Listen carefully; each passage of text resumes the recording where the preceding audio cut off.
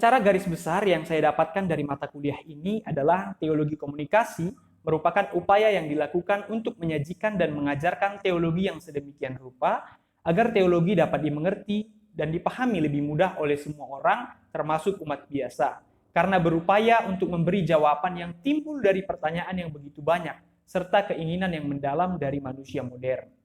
Teologi ini menggunakan kerinduan akan kekayaan untuk memperlihatkan kebaikan Allah yang direfleksikan dan diwujudkan dalam kehidupan setiap manusia. Komunikasi sejak awal merupakan sebuah gagasan teologis yang sangat menentukan yang berpijak pada pewahyuan Kristen dan bertemakan tentang pusat pemahaman Kristen mengenai Allah dan dunia. Maka, jelaslah bahwa teologi dan komunikasi saling terkait satu sama lain, sehingga proses ini berjalan dua arah. Kita juga dapat melihat bahwa teologi dan komunikasi sangat terkait satu sama lain, yaitu sejak Allah melakukan penciptaan yang dimulai dengan berkomunikasi, sehingga kita dapat memahami bahwa ciptaan tidak akan terjadi bila Allah tidak berkomunikasi terlebih dahulu dan kita juga terhubung dengan Allah karena adanya proses komunikasi itu.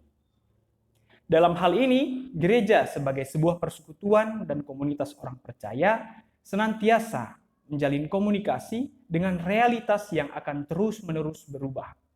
Perjumpaan dengan perubahan dalam konteks kehidupan jemaat menjadi kesempatan untuk menyatakan keberadaan gereja sebagai persekutuan yang hidup berdasarkan panggilannya di dunia ini.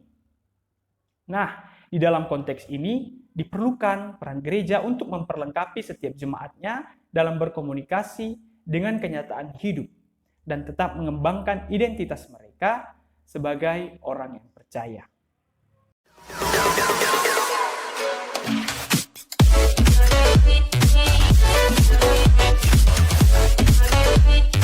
Teori yang paling berkesan dan menyentuh bagi saya adalah teori Roby Chandra yang mengkaji ulang tujuan kehadiran gereja dan peran komunikasi di dalamnya.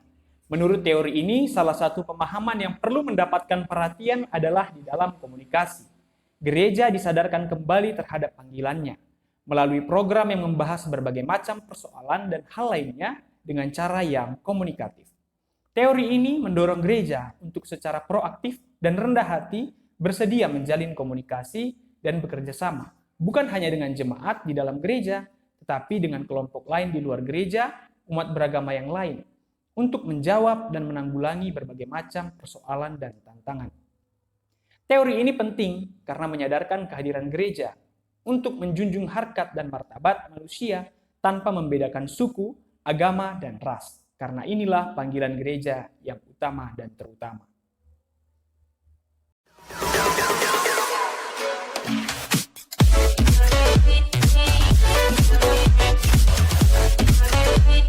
Setelah mengikuti mata kuliah ini, saya sebagai bagian dari gereja terpanggil sebagai persekutuan ciptaan baru untuk menghadirkan damai sejahtera Allah di bumi dengan mengusahakan keharmonisan seluruh ciptaan. Untuk menghadirkan damai sejahtera Allah tersebut, dibutuhkan sosok pemimpin yang baik.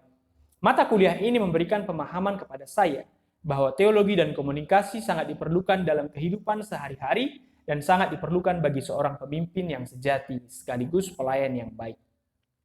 Pemimpin sejati adalah pemimpin yang mempunyai sikap mental seorang pelayan. Ia adalah pemimpin yang menghamba sekaligus hamba yang memimpin. Seorang pemimpin dapat menjadi pemimpin yang melayani hanya bila ia menghayati makna perannya sebagai orang yang melayani. Atau dengan kata lain, kepemimpinan yang melayani hanya mungkin terjadi jika pemimpin memiliki hati yang melayani. Hati yang melayani mungkin dimiliki bila orang merasa berhutang atas kasih Tuhan dalam hidupnya. Dan salah satu ciri khas pemimpin yang melayani adalah melakukan komunikasi proaktif dan bersifat dua arah.